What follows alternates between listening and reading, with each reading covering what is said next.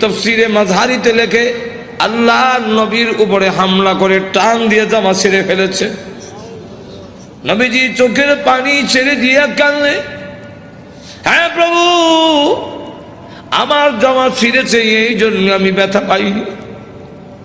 আমি কত আঘাত খাইলাম তোমার দ্বীনের জন্যে, তোমার জন্যে, তোমার দ্বীনের জন্যে যদি আমি কষ্ট পাই আমার তেমন কষ্ট লাগে না।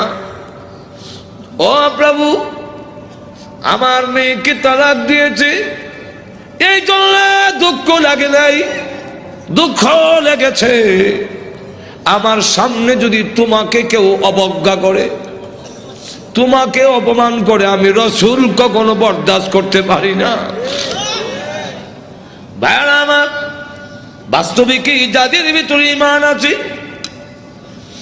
ঈমানদার কখনো দুনিয়ার সকল